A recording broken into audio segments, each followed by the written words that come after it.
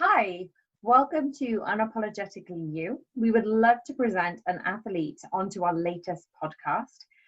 Chapman started mountain bike racing at 16, breaking his arms the night before his GCSEs. He started racing in the junior regional categories at 17 years old and moved quickly into the national level that same year. Changing the pace of mountain biking after breaking his wrist, he spent a year riding downhill tracks in the UK. I am so pleased to welcome Finn to our podcast today. The same boat as me, exactly the same. You saved up a bit, you've got an idea in your head, you knew it was going to come, and then that hit, but it's not necessarily the worst thing in the world. I've actually come out quite well from it, but at the start it was like, oh no, what am I going to do? But you can make opportunities for yourself. You just need to think about a plan and have a bit of an inspiration and have an end goal and just drive and just keep going and go different routes if a route doesn't take you there, and just keep exploring, and you find something new or something that you actually want to do or you didn't know you wanted to do, and by then you're like, wow, this is actually better than I could have thought to have done. So welcome, Finn. Thank you so much for joining us on Unapologetically You and to take time out to talk about your adventures as a racer. So as you know, unfortunately, Kelly couldn't make our cast today as she's amongst renovations and moving home, but it's going to be a busy few weeks for her. So I get you all to myself today, basically. You started early on riding bikes. What was the thrill for you, and how did you manage this lifestyle during studies and working? Sure. So started off mountain biking quite late on, I suppose, for the sport properly, about at the age of 18, and then I made the transition from motocross to mountain biking just because it allowed me to do my training and riding not just on the weekend but through the week, and having a job allowed me to be able to afford to do it, gave me options to buy the bikes I wanted. So so my transition from it was just basically having a bit of a passion, being able to go out, wake up in the morning and have a think about it and want to go and ride my bike, maybe after work, after school. And then it was more turning it into something real that I wanted to always do. I wouldn't say I'm natural at mountain biking. It took a long time for me to actually become able to do the kind of stuff I do now. Breaking my arms the first time I did dirt jumping, which was when I was 16 during my exams. That was a huge start for me, where I realised this is quite a hard sport. The recovery Breaking from a that limb made you think that this is hard. That's brilliant. Yeah. By then I realised it's a bit different than the other sports I tried. I thought, all right, this is probably a bit more me. I'm a bit more on edge here, and that was good. That's something I really enjoy, was having the adrenaline pump through you when you're on the edge of your ability, and it pushes you. And I wasn't, like I said, I wasn't very good. I wasn't natural. So the chance for me to get onto something and actually push myself in so many ways, technical, physical, mental, it was a real sport for me to get into. And I just thought, yeah, this is the right one for me. And having I think it was about a month and a half, 2 months off properly, I built myself a new bike. At that point, that was my first proper mountain bike, and I had an idea of what kind of sport I wanted to do. It wasn't dirt jumping. That was a bit mad for me, but more into the downhill and mountain biking. So I started racing four cross, and this was just before I started working at the age of 16, 17. And I raced regionally a couple of times and then managed to get some races nationally for that straight away. Podiumed a few times in the junior category. So I was confident I could do it. It was not far from motocross. You start in four cross with four people on the line, and then there's a short 500-meter track, usually lasts 40 seconds or so, and you sprint to the bottom, and the first person wins. So you're all together in a line at the start on the gate, like BMX racing. Yeah. But on mountain bikes. And that was really good, because that was a bit of motocross in there, because you're riding with other people, but it was also on a mountain bike, and it's a sprint. It was a very short sprint. So it was, I did okay at that. It wasn't something I wanted to carry on with. It's not quite big enough sport. Yeah. It's usually you'd have about 20 riders per category in the national events, and that was just, it was a good category to start with. So I did that for about a year, and then me and my family actually went over to Scotland for a holiday, and never ridden a bike with full suspension, only ever ridden hardtail, only thought about four cross. And then there's a downhill track up there called Fort William. My best friend came on with me to this track, to this holiday, and we sort of had an idea of hiring out some downhill bikes and then doing the tracks. So, okay, we did that first time for both of us. Hired mountain bikes out and gave the Black Run, which is it's a professional World Championship course. It's the highest course. It basically is the hardest The course in first the time UK. you went out, you went on a black run. Yeah, we sort of looked at each other and just thought, this has got to be done. It's the adrenaline's there, and you're with your best mate. And what else are you going to do? You can't miss it, can you? Yeah, So, of course. And how old are you? About what, 17 at that time? 17, I think, at the time. 16, Of course 17. you would have chosen that. So, yeah, so parents dropped us off at Fort William. Nice day for it. Both full kit, body armour and all of it, hired the bikes, and we both just loved it. It was straight away one of the best things. Like, part of the track we couldn't even get down at this point. We were walking a section of this track. And oh, wow. it's one of those things where it was just beyond our limits, but we thought, this is cool. And I think we ended up hiring out for another 2 days after that. Yeah. And finished that holiday very well. And then there was a 4-cross track there too, so we did a bit of that, but we actually ended up enjoying downhill. So my best mate ended up getting a downhill bike, George, and then I followed him not long after. So yeah, it's good. That was the roots of it for downhill mountain biking. That's where it all came from.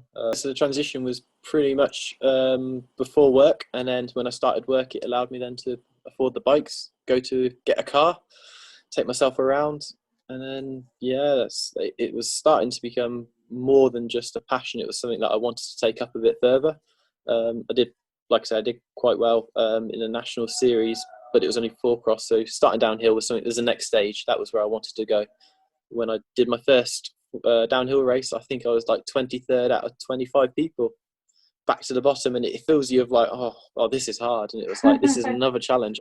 I've just got into mountain biking, and it's like, wow, I've got a long way to go. And yeah, that's when the training takes up, and that's when the passion becomes a lifestyle, something you want to do. So awesome. yeah. I love that.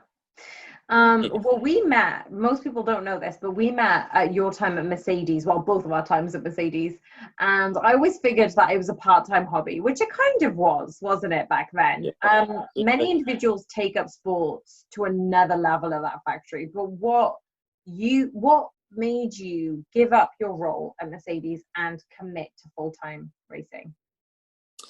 So the opportunity of the EWS, the Enduro World Series. They changed their format on who could enter. So originally it would be a lottery pick. So you'd put your name in, and then you say, all right, I want to race this event, this event, this event.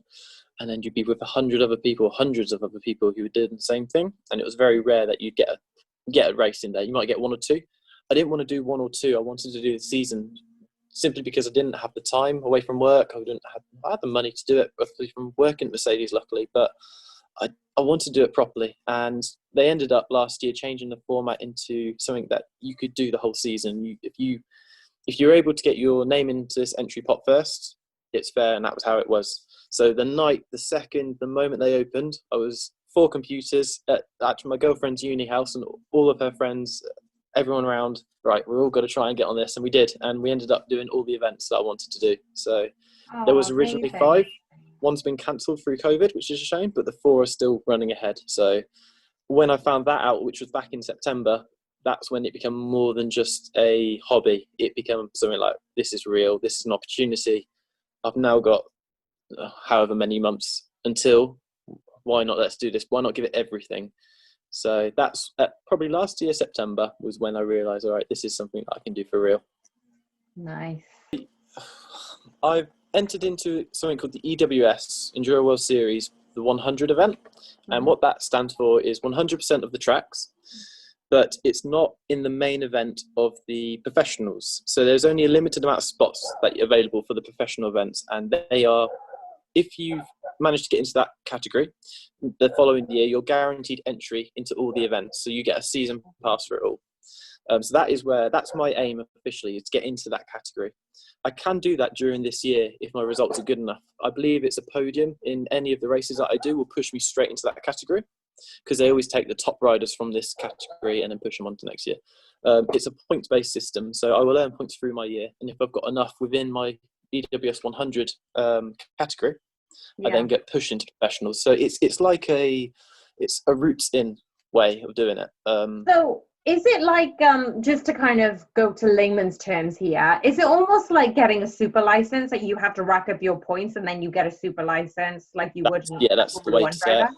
Yeah, definitely. So you can do that by either doing qualifying series the previous year. So you would have entered certain series that gives you points into it. Yeah. Something I had to do because I didn't have the time, didn't have any of it really. That I didn't. I was doing training last year, and then I wasn't even doing enduro until about September last year. So I've only just recently moved to this discipline. Wow. I'm more into downhill, and downhill and enduro do cross over, but the enduro is it's the lowest speed track, much more high technicality, and there's also Mm. the included fitness to it. A downhill racer doesn't have to go up; they're uplifted. We have to do 2,000 plus meters a day ascending. And Oh. that's at speed. That's to make. So there's a lot more to it than just pure outright downhill speed. Practicing a track over and over. We get one practice and that's it. So it's a different role. Sorry, it's a different discipline, but it's a very similar sort of role in the sense of being on the bike. You need the same skills going down. You just need more going up. So Yeah, yeah, it's really challenging, and I guess that's the whole point of it, isn't it? yeah. But it's the top, in my regards, it's the top of mountain biking. There's nothing harder, nothing makes you a better rider than being a good enduro rider. And I think that's what drove me to it. A downhill was good, but it was more full of people who were very happy to throw themselves down a hill at speed. They were good at doing that, and it's like, oh, I could do it, but it wasn't just about that. It's the extra bit, the fitness bit, the training, the thinking, it's also about being organized with yourself. So you need to make sure you're on time. As soon as you finish a stage, you want to get up to the next one, have a rest at the top. Don't just sit at the bottom and chat when you finish. Or it's all, and also something I've really got into is eating and the food side of it, and preparing your body the night before or the week before, and your bike. There's so many more aspects to it that I'm looking after, and I really like that. That's a really cool side of it. So And at the yeah, moment, you don't actually have that many people in your team that support you on all those individual bases. Like, say, for example, if you're an Olympian, you've yeah, got your nutritionist, if you've got your coach, you've got your performance exactly. coach, and you've got your technical coach. I feel like with you, you're probably learning a hell of a lot more and understanding what's working for you, what's working for your Yeah, body, what's working for you in terms of the routine of the day, especially when you're competing. And do you feel yeah. like that is into you that little bit more self-discipline to go further in the Oh, sport?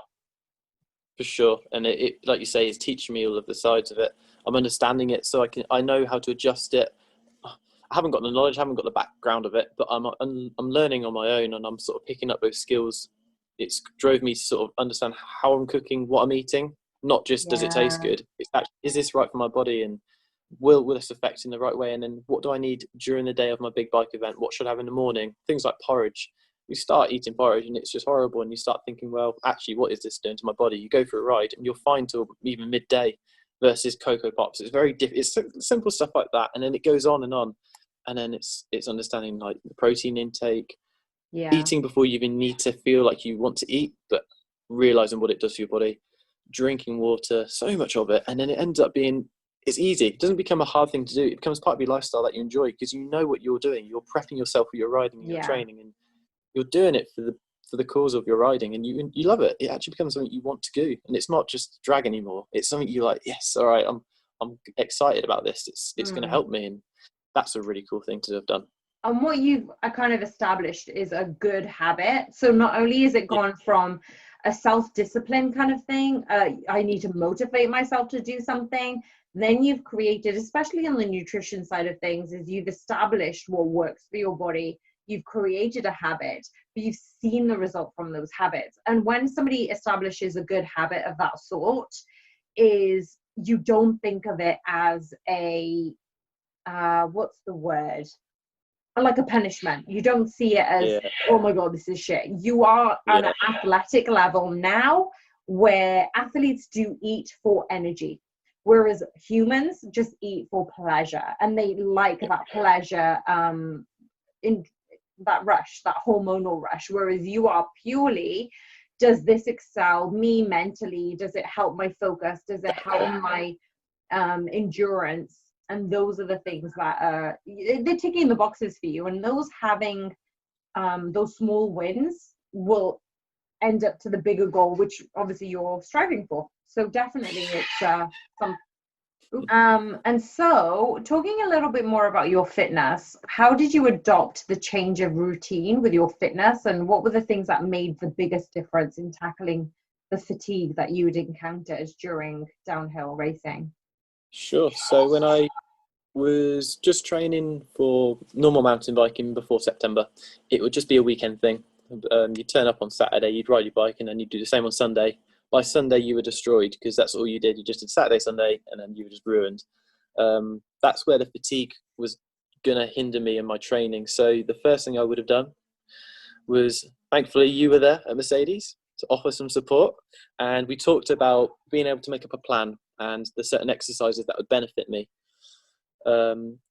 Once I had some of that started off, it was hard work. I wasn't a fan of the gym, as you remember probably. I was all Yeah. about going out, riding my bike, and I didn't want to know about weights or anything. And techniques like that, I was scared of doing things. I didn't want to hurt myself. Lots like that. So having the time spent doing these things, understanding the benefits, things like stretching to prevent injury, that was a big thing as well. I used to do gymnastics and would stretch. I was flexible, but I never understood what it's for. Now that I've been doing this, you do, and you realize actually this is doing it for a reason, and there's more to it than just that. So yeah, training wise and fitness, so understanding what was going on in my body when I was riding my bike, what was the weak points, what was the strong points. And originally it was my legs would just give way and I couldn't hold myself up from my legs. So the first thing for me was, right, how do I improve it? And it was pistol squats and things like that, just trying to focus on building up strength in the right places. Riding, I ended up buying myself something called a hardtail, which I had already, but would use this on these downhill tracks because it was absolutely brutal on your body because you have no rear suspension to soak up these hits of the bike, of the track, and it would cause your body, basically you're doing all the work of the suspension, what you do, and you'd be ruined by the end of it. But it was a training tool. So I'll do this through the week. When I was working shifts, I'd work in the morning from 6 till 2, and then I'd go to a place called Aston Hill, which is my local downhill in Aylesbury.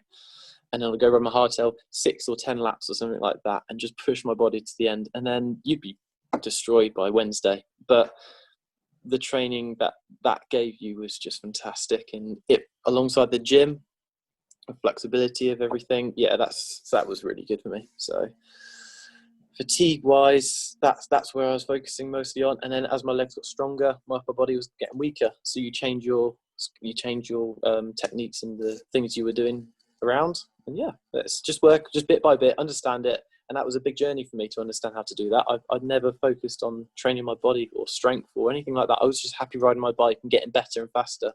And I guess it got to a point where I could only go faster by getting stronger. It wouldn't have happened otherwise.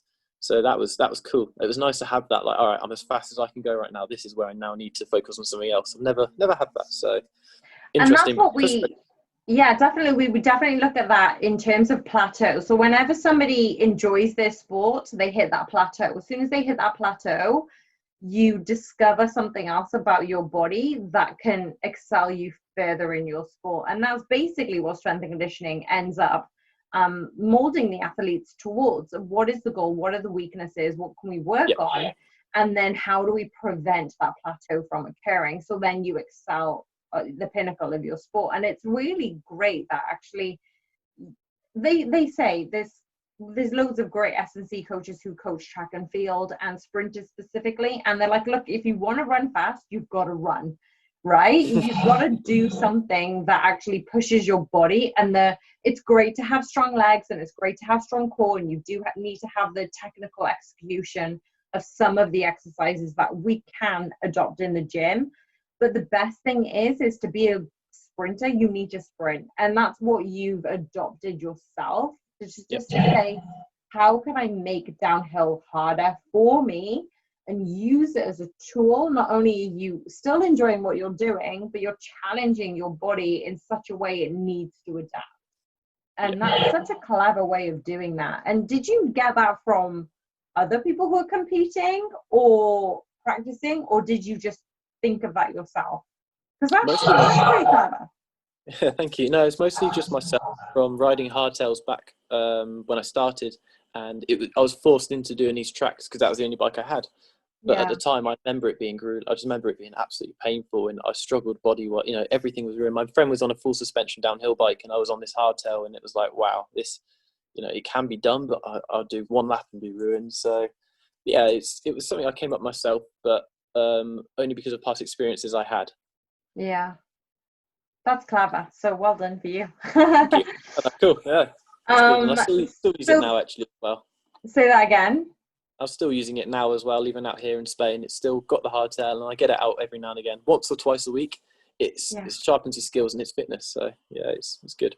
But this is the thing, being out in Spain right now, like, I don't know about you, but Spain has such a massive athletic background. Like, they're so big in motorsport, they're so big in motocross and Yeah, MotoGP, and they're huge fans anyway, but also they're quite an active yeah. country.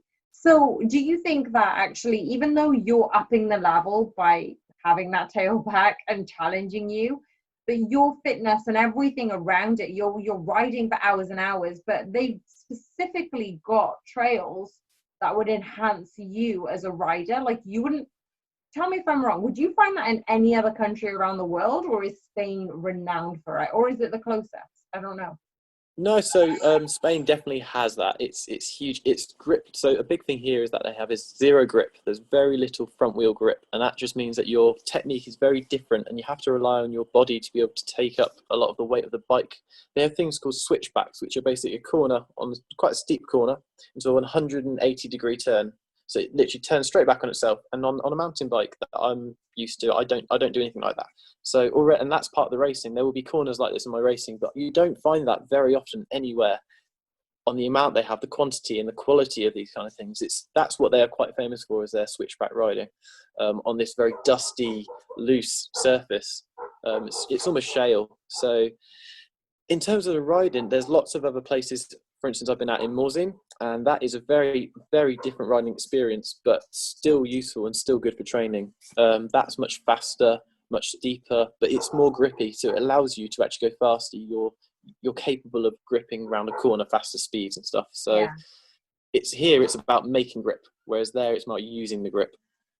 So in effect, by you going around and going to different tracks, you're just enhancing your athleticism in that area. So you're able to refine different skills in different tracks. Is that correct? That's right. Yeah, that's the idea. Just use what you've got around you, visit different places and see what you can do with yourself and gain experience and understand. Yeah.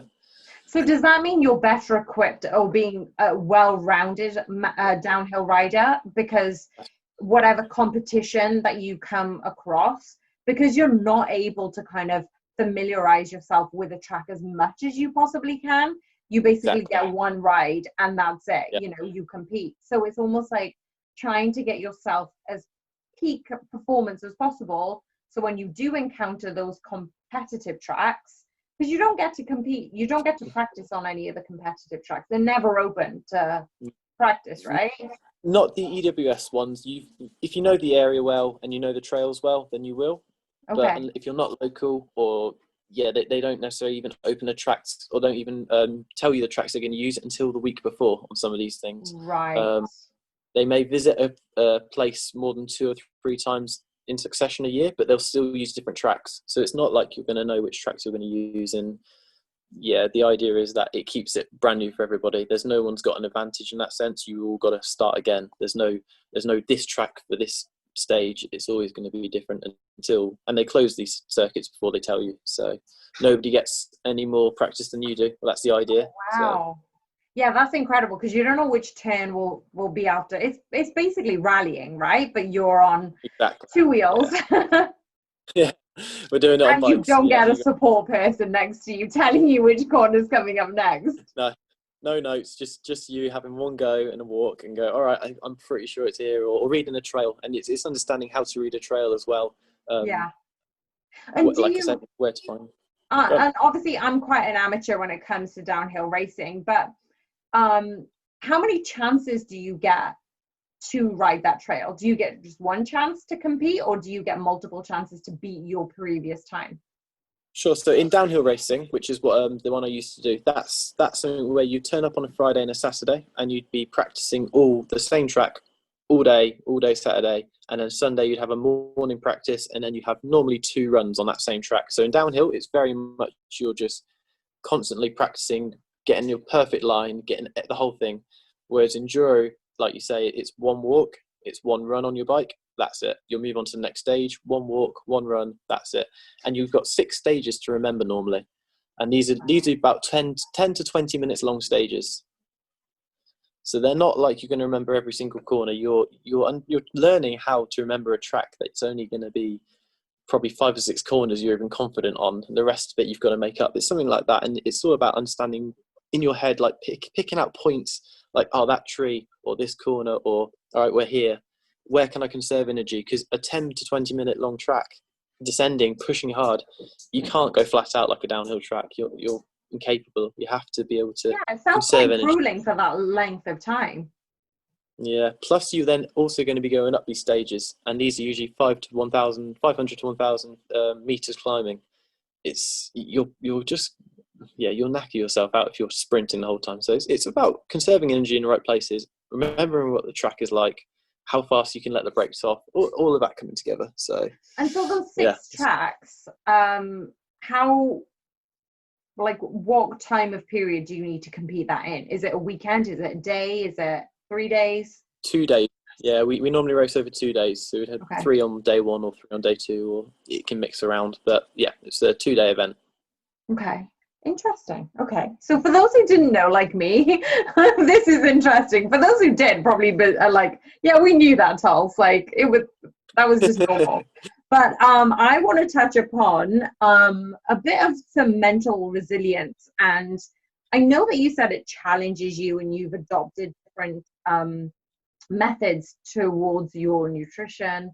But how has it challenged you mentally? Like, you've also described just now that you can't obviously familiarize yourself with tracks, but also you can't push for 15-20 minutes. Like, it's physically impossible for you to go full hog for that long. But how has this challenged you mentally? How is it different from when you first started to where you are now? Like, what are the challenges and obstacles that you've come across? Yeah, so when I first started, it was all about just enjoying the trail. There's a place called Cumcarn, which is South Wales in England, and there is some amazing trails there, which the locals have actually built. They're all off-piste, if you like, if you're talking like the ski term. And those trails, for me, it was all about just getting up to the top of the hill and then going fast as you can down them. And then it was just go up again and do it again. And it would be like, do as many as you can until you can't ride your bike anymore, and that's it. It's like a roller coaster, right? Just keep going, keep going. And to the point, it got to the point where you couldn't hold on and you'd stop halfway down. And you weren't thinking of training. You were just thinking of, all right, I just want to rest so I can do this next bit. And it was like that again. So when it starts off, it's fun. It's nothing to do with like conserving energy or understanding that. And then the more you do it, and the more you think about the racing, you have to then understand, all right, how do I conserve energy? How do I make it through 6 of these climbs and 6 of these descents in a day? Because that's what you'd have to do there for nearly a 2,000 meter climb. And that's an average day in Enduroland. It's so grueling. And yeah, so to be able to last that long, you then go, okay, run 1. It's got to be up this transition by this time. It's the first one of the day. Don't overdo it. The first thing I want to do is get up there as quick as I can to get that first descent down. That's always in my mind. I want to get there really quick, but it's going, okay, I need to pace myself. And things like tools like Strava and other tools like that on your Garmin you can use, and they're very, very useful tools to have. And then for the descents, you've then got to go, okay, so this one's going to be stage 1. On stage 1, I know that I can, because I know the tracks well, it was fine for me there. So I could go, okay, I knew I could push through this section. Through here, I would not lose so much time if I just roll or do something like a technique called pumping, which was instead of pedaling, you're just literally using the weight of the bike in you. You push through rollers and you can build up speed by doing that. It's learning different techniques like that as part of mountain biking. Stuff I wasn't very good at, but I've picked up by doing this. Not even wanting to pick up pumping technique, but because of something else, and it was a byproduct. Now I've learned how to do it. It's like, wow, this is cool. This is how you actually can conserve energy. So that's been really good for me. And that's not something I've been taught. It's something I've learned myself. So it's quite a good feeling to go, oh, okay, I understand why they do that. It's you see it in racing where you hear about it and you're like, oh, I can do that. But you don't know until you've done something like this, I think. And then, make it throughout the day, planning your lunch. So you get to stage 2 and you go, okay, I need to have an energy bar. I need to have a couple of bananas, or it'd be things like planning that all out. Very basic at the start. It wasn't understood. It was just like, okay, this is what people do. I'm going to have a go at it. So you'd have a banana between each stage, and then you'd have this much water to make you last, because you knew that's all you'd get in a race. And then I was probably doing that 2 or 3 times a week over the last, between September and March. And obviously through the winter, it's quite hard up in Wales. It was very cold. So it was also like managing your clothes and stuff like that. I was doing it 2 to 3 times a week. I'd usually end up going there for a good 1,500, 2,000 meter day climbing, or descending if you look at it. So that's where it all started from in that sense. And then, yeah, it was, what was I going to say? Where was I going with it? Mental toughness, resilience. Yeah, so the mental toughness and resilience of it, especially through the cold, it was the getting up and going out to do it. And when you finish 2 stages of the day and your hands are frozen, and it was like, nobody else is out here training. I'm the only one here, but this is why I'm doing it. And and the reason why I'm going to do well in my head, or the reason why I was thinking I can do this, is because no one else was there. I was the only one pushing myself, and I thought that's usually what got me going. So I'd be in the car, warming my hands up, ready for the next one. I'd be like, all right, this is going to be a stage where it's going to be horrible. I know it's going through this scump when it's got a big puddle in it. It's 4 degrees outside. I was like, all right, let's go. And you think of things how to help it, like rubber gloves underneath your normal riding gloves. You try and prepare for it, but at 4 degrees, it's just, it's painful. And the mental resilience came from that a lot, because I was so passionate in pushing. It got to a point though where it was beyond, the conditions were beyond the passion. It was almost making it feel hard work. And I'd never experienced that before in mountain biking. It was never something I actually didn't want to do. And I think during that time, it was hard work to keep training and keep going. But I knew what I wanted from it, what I've got now, and what I'm about to go race. I knew to get to this point, I had to do it. I had to push myself. So the mental resilience was definitely through that time, through the winter months before leaving the job, when I was luckily on the weekend shift and I could go out through the weekdays. And yeah, to be solo riding up and down these mad trails, which were 5 minutes long in cold, yeah, there was nothing better, I think, looking back at it. But at the time, I was like, why am I doing this? What is it? What it got, all that sort of things going through your head. But Yeah, 100%, I'm it's proud of funny as well, because you're talking about being mentally resilient against the weather and actually doing training, but for me, it's getting you to remember you were doing this in between your full-time job. Like, it wasn't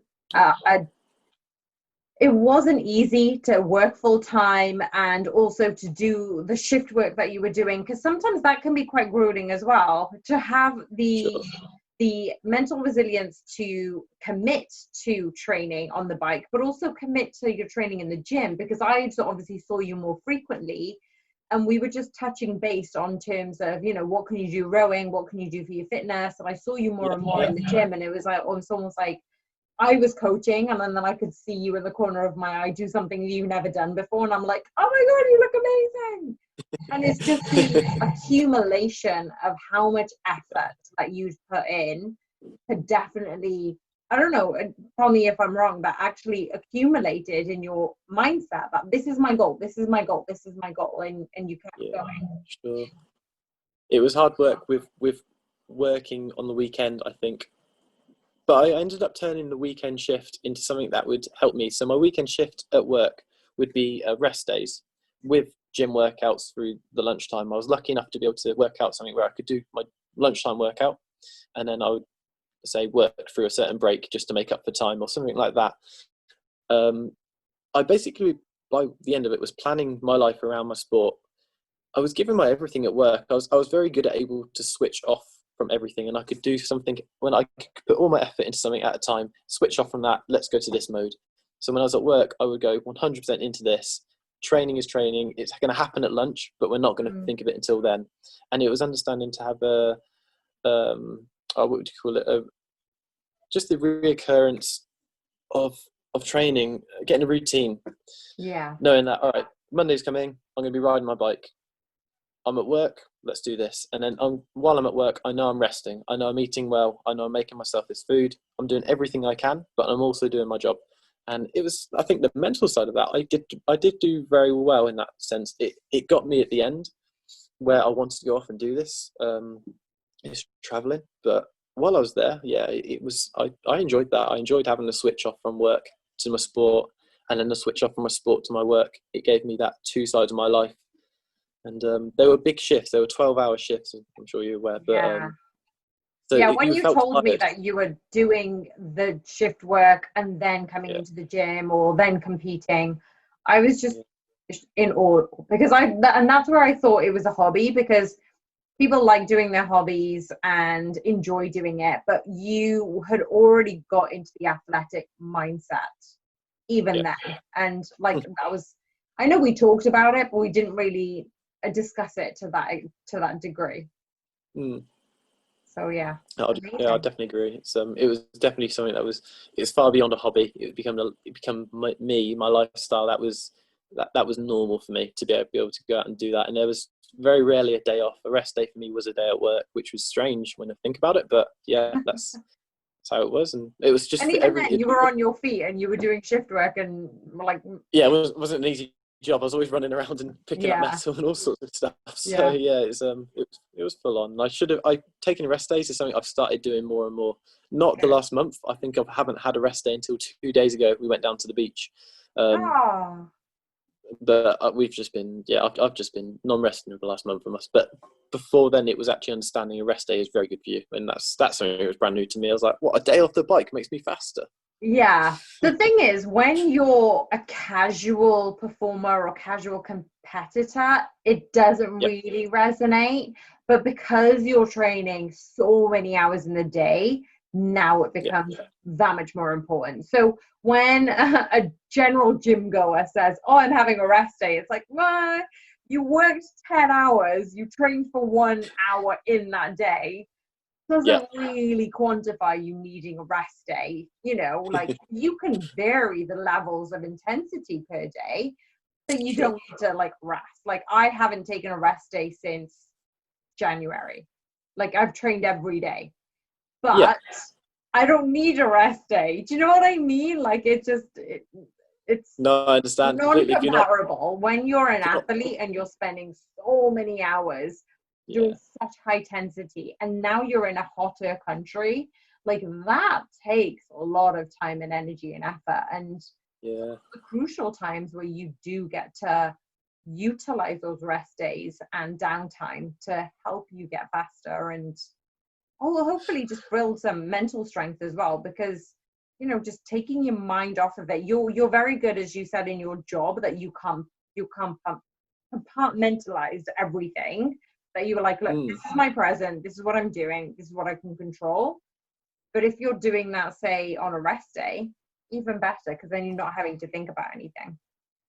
Yeah, exactly. And to add to that, something that I also picked up at the end was meditation, which is something brand new to me. I thought was completely, I didn't think it was real. I thought it's completely fake. It doesn't happen. I'm never going to do it. And then there's one day, Adrian, one of the guys I worked with, he's like, oh, you have, you know, I was just talking with him just while we were chatting away. And I was like, oh, what about this? Let's try this, because I need something that I need to switch off. It was coming towards the end, and I was struggling quite a lot with myself.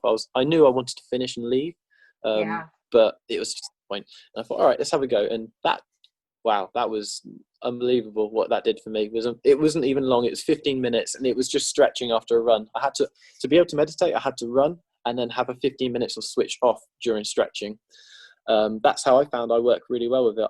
I need to do something high intensity, and then after that high intensity of the stretching, that's when I sit there and I have my own time, and I completely change everything. It feels so weird, and it's a different place, but that was really good for me. I felt so much better. My everything changed. I felt much better after doing that. So I think meditation must be something that you do it in your own way. I don't think everyone's got a certain way of doing it, I'm 100%. guessing, but for me it was that I ran, I listened to music after stretching, I went back to work, and I felt great, and that was good. So that's amazing. And definitely, on the back of what you just said, is everybody takes meditation to their own degree. Like, a lot of people, and I'm so glad that you said, like, you thought it was fake, or you thought it was just some voodoo stuff, like, you know, you didn't really believe in it. And then until you did it and you found the benefits of it, not only were you able to break those barriers down, but also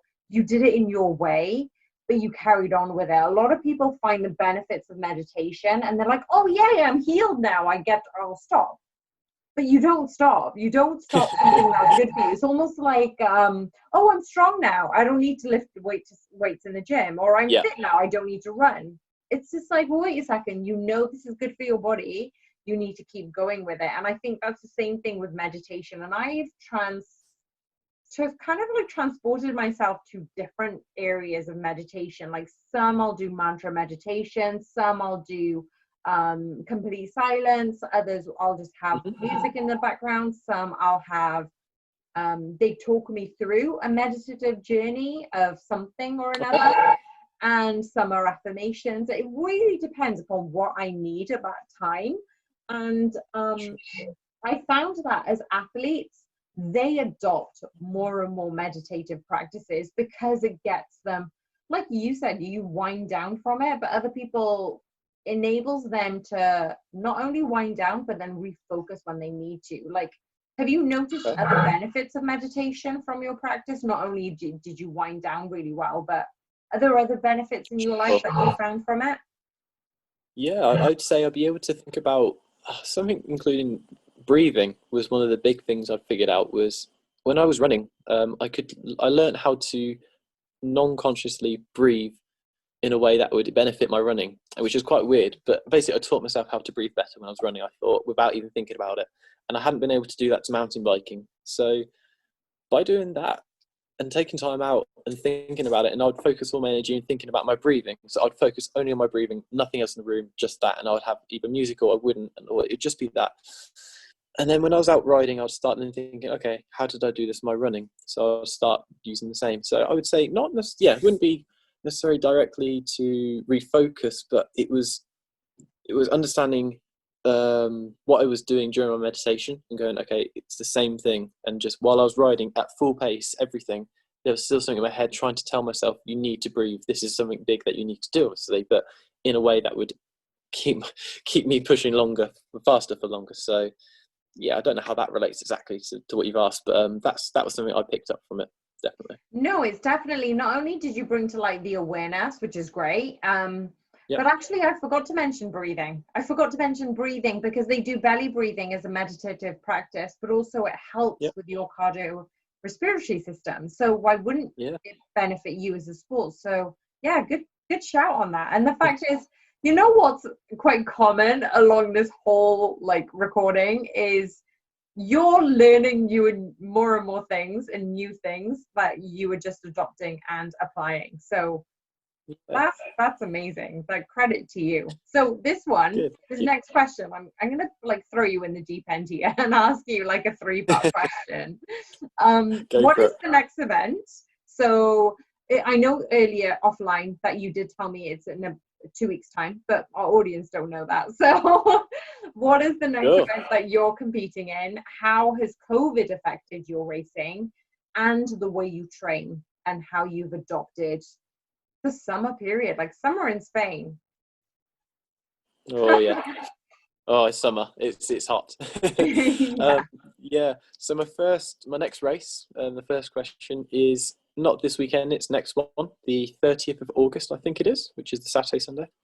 That's in Zermatt in Switzerland by the Matterhorn. So we race with the view of the Matterhorn, which is the big famous rock, I suppose people know of Switzerland. That's a 2-day event. So Saturday and Sunday. I'm traveling from Spain on Wednesday morning. So it's a 15-hour drive. So I'm hoping to get the 15 hours out of the way in one day. We'll see how that goes. I may have to have a little stop. Yeah. So it's going to be a big drive down up there. And then we start on the Thursday for just a walk. So they open the lifts to the riders. What they'll do is have either vehicles or ski lifts, and they'll be taking us up to the trails just this day. So it's all assisted uplift. It's just for a walk around on the trails. Gather yourself on each one. Maybe take a GoPro with you to record things. Familiarize yourself with this one, basically. Then on the Friday, I believe it's practice day, and where we're going to be riding down once on each trail. I believe that's also lift assisted as well. I do need to look into that. It's probably worth knowing for my training. But this is good. It's serving you as a nice reminder. Yeah, it's good. It's ticking my boxes for me. Yeah, what we've got to do. So that's for the Friday, and then the Saturday and Sunday is race days, which are, I believe, non-lift assisted at all for this race. Some events do have lift assistance, just because the huge ascents and descents. So, but for this one, and it's just going to be going up on the Friday practice, get the GoPro, get the video, watch it through the evening, catch anything I can catch from it, get as much footage as I can take, learn tracks, and then bring on race day. So next event's coming up very soon, and yeah, not long till I travel. For the last bits I'm sort of preparing. I've got a few full-on days now where I'm really up in the training, more so because I need some practice on tight cornering at the moment. I've picked out with Andy, we've actually gone through things and picked out where my weaknesses are and where my strong points are. And my strong points are my fast open ride and the flowing stuff. I've got a bike very specific that's very good at that. It's a very up-to-date geometry bike, and the idea is it's far beyond what most bikes will be for that. Problem with it though is it's also got its flaws, which are tight switchbacks, the things which I'm very bad at myself as well. So at the moment we're really pushing to do some tracks like that tomorrow. So we're going to do some uplifts, going to do some ride ups for fitness as well, but we're going to focus on these kind of tracks, and we've got over 35 tracks in use just in the local area here to use. So we've got more than we need to do that, and it's just going to be about 3 or 4 days now of just doing that. Come Tuesday, I'm going to do a whole day of bike prep, and then that's just going to involve stripping it down, checking everything out, making sure I've got all my spares, the whole organisation of it. Go down to the shop, get my food. I'm going to be doing it in a camper van, just staying in my little van I've got that I've built up for it. Yeah, just going to be checking it all, checking everything through, checking off the list, and then drive down. So that's the next event. I'm very excited, and then we've got a few more coming up later. So I'll hopefully go through that in a bit. Anyways, second part of your question was COVID. How has COVID affected it? Did COVID it cancelled one of your events, right? Does that mean that it's been delayed or it's been cancelled? No, so originally all of these events I'm doing were delayed anyways. So I'm actually racing some delayed events, which we haven't even dates. I was meant to be out racing March, April, May. I think it was in May. That was the first race, which is this one. So it's been a bit delayed, but it's cancelled one of them, which was Dolomites, which was actually one of my favourite ones, which is a real shame. I wanted to go to Italy Dolomites because I went there last year and I actually managed to practice half of the tracks they'll be using. So the one event which I actually had planned, the one I went out there to practice and train for, has been cancelled. So big shame, but there you go. And that's how it happens sometimes. So it has affected me, but it's affected me in a very good way because I've managed to land this job here, this guiding place where I probably wouldn't have gone for. I would have probably carried on through the year and tried to get somewhere else, or would have tried to wing it. I think that's what I was going to end up doing because I only planned to be out here before COVID until I think it was September when racing was all starting to end. From then on, it was then going to be, do I do a ski season? Do I go out to Australia? That was a thought I had. Could be all sorts of ideas. So it's landed me in actually the paradise of training. I'm in the best place, and I can confidently say I'm in the 100% best place to be for a mountain biker who wants to get faster, fitter, stronger for enduro riding. So yeah, I'm very psyched up about that. That's a good outcome of COVID. The sad bits are that we're struggling actually to have people here. So we have English riders come out to us who have holidays. They usually come for a week and they'll ride the trails for a week and then they go back home. And obviously with Spain now being on the list, that's not going to happen for a few months. And we're having people trying to change their dates, people more sort of delaying than cancelling. But the problem is that no, we're not going to have people come. So there's upsides and downsides. But for me, what I'm doing at the moment, they're just treating this as training for me. They're happy for me to do this stuff. They're taking me up in the van and then I'm riding down and I've got my coach, Andy, that's what he is. I'd pretty much say now from riding, he's doing everything. He's there. He's always in front or behind and shouting and taking me through stuff. So for me, perfect. I'm in a great place. Yeah. So that's great. And then the third question. There's the summer heat. Gosh, so I mean, we've had a heat wave in the UK, so I have no idea how Spain is at the moment. Yeah. But you're back to rain now, is that right? No, it's still sunny. Yeah, so we've had above 30 every day I've been here. I think tomorrow we're hitting 40 degrees. Being at altitude, where at this house at the moment we're staying at is at 1,000 meters, I think. Oh, okay. And then we climb up normally to 2,000, and there's a couple of trails which go a bit further than that, I think, as well. So we're I don't know how high that is in terms of sport training, but you can tell it's to a point now where I'm telling when I'm doing this in this heat, it's hard work. Your body's pushed very hard, and things like water, that's hard to keep on board. You're having to drink so much water and you're sweating it out, and I need to start taking more means of carrying water with me. It's things like that I didn't think about in England, where I would just have a water bottle on my bike and that's it. Whereas now it's like, no, you need a lot more than that to survive one trail here. So Yeah. yeah, it's hard work in the heat, but I've adapted very quickly to it, and I like it. I prefer a hotter climate than colder anyways. I've got a nice tan now. I'm very happy about that, so can't complain. So, quick fire round is just a few quick questions. They don't need to be very long answers, and just something that helps our audience understand you a little bit more. So, first of all, I know that adrenaline and, loving what you do is a big factor in why you're doing what you're doing. But what motivates you? What makes you get up in the morning and just excited about the day and what you're doing? What motivates you as a person? The thought of being able to come out and make this something that I can do professionally, something I can do and look back and be a name of, having the opportunity to do this. I just feel I can't give it.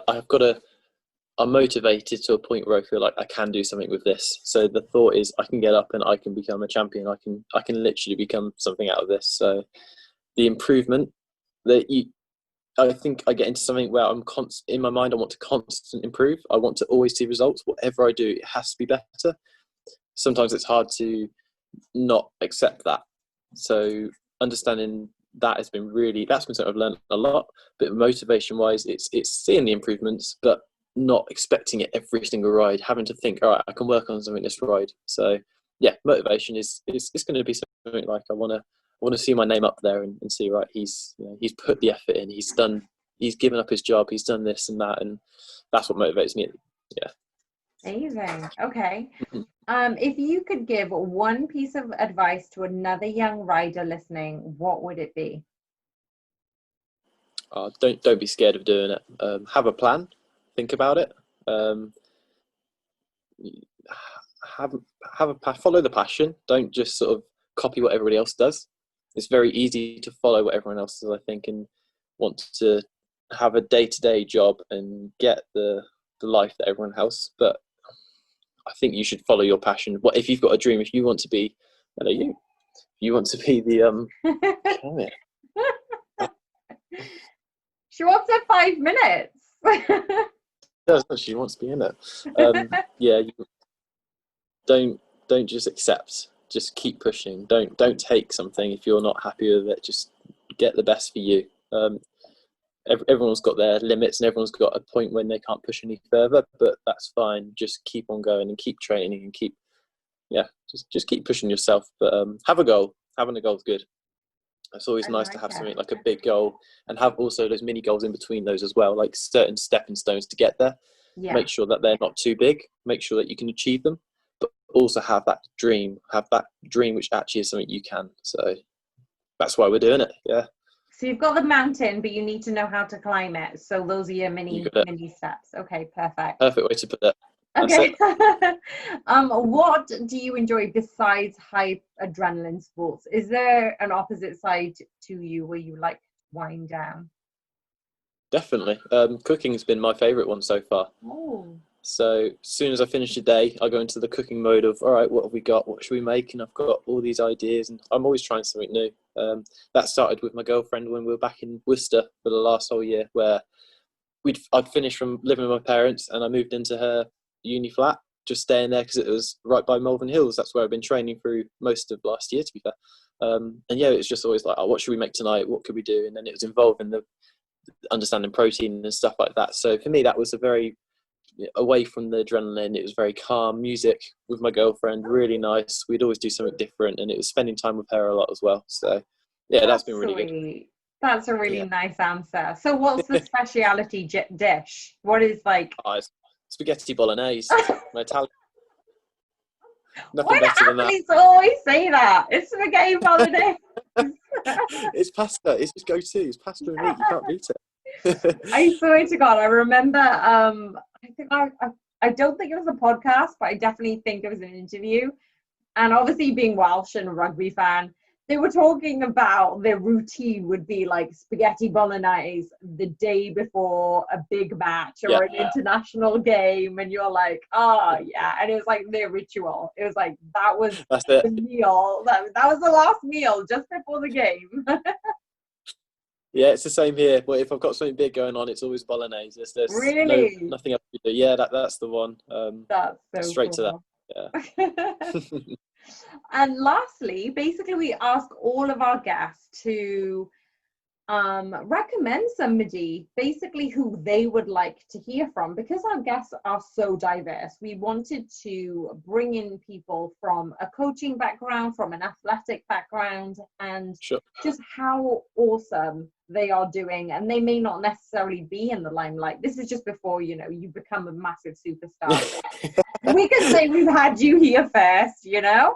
But who would you like to hear from? And it could be a celebrity, it could be your friend, anybody who you think would be worthwhile us talking to, or somebody that you would love to hear from as our next guest. Who would that be?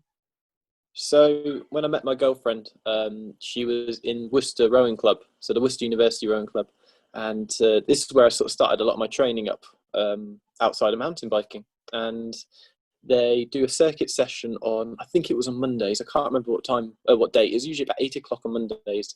And it was after work. I'd go down there when I was on the early shift after work. And then do I think it was 2 hours of training with the rowing team. And the first time I was there, just getting into it, the new guy literally was just a boyfriend of a girl there. And I was partners up with somebody. And then I think it was the second or the third time I met one of these lads who was there, and he was like one of the fittest people I've ever met, and it was pushing me like mad. Yeah, Luke, and he was a swimmer before, a really good big swimmer. I really enjoyed it. He's doing really well as a junior, and I think at some point he was put off by it by a coach or something like that. And he then thought, all right, I'm going to start at university. What do I do? And I think he went into rowing, and he was actually men's captain last year of the uni club. He got some good results, but it was his motivation, because I was partnered up with him from then on. Every week we'd always be partnered up. We were really sort of comparable to each other, and his strengths were my weaknesses and opposites.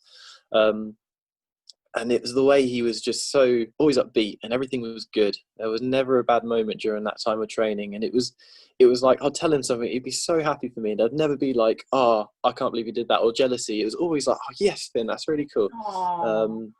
Like when I got my first sub 7 on the rowing machine, and then I smashed it by getting the sub 650 on the rower.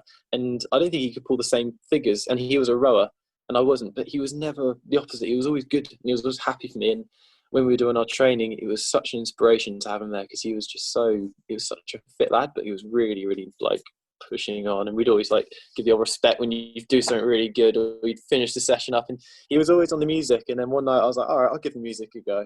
And it was like, you want to impress him, that kind of thing, with just because he's always, he's just such a spot on boy. So so that was Luke. And yeah, he's who I'd recommend, because he's someone that would be very good to talk to, very inspirational for most people. Yeah, he's got a lot of time for Luke, so yeah, be him. Oh, amazing. I love that. What a great dedication, first of all. And I'm so excited to have him on board. I've been just writing down some of his background, and the way you've described him, it definitely sounds like somebody who we can kind of grill down, just to say, why are you the way you are, and how have you come about this way, and what is your story? And that's the whole point of this podcast, right? Is just to understand how awesome people are at what they're doing, and obviously showcasing them in the best light. So thanks so much for those questions, those answers, and some other questions, and the suggestion of Luke. So I'm gonna offline take your details of Luke's details, and a few more things, like in terms of how people can connect with you. Are you on Instagram right now? Do people link up with you in that way? What is your handle? So, yeah, I'm on Instagram at the moment, so I think it's Finn Chapman 27. And then I'm on Facebook just as Finn Chapman. And then I've just started a YouTube channel, which I'll confirm. I think it's Finn Chapman that's it. I'm not too sure, to be fair. I need to check it all. But usually by Instagram is the best way to catch me. And I'll be posting race updates. So on my YouTube channel, I'm hoping to actually do some big edits of like the race weekends too. Not take too much of my time, but more use like the racing practice that I get, plus some stuff in the evening after the racing events are finished. And then on Instagram, yeah, just keeping up to date with what I'm up to. And then also when I'm out here after racing, my training, getting ready for next year. So yeah, it's all going to be on Awesome. there. Yeah, I'll get some details from you offline, and then that will be in our description below. So anybody who needs to contact or get in touch with you and follow Brilliant. you, most importantly, because your race will happen before this airs. So obviously we hope that you've done amazingly, and then we get to have you back on the podcast and tell us how awesome it had gone. So thank you again. Awesome. Thank you so much for your time. And yourself. Thank you so much.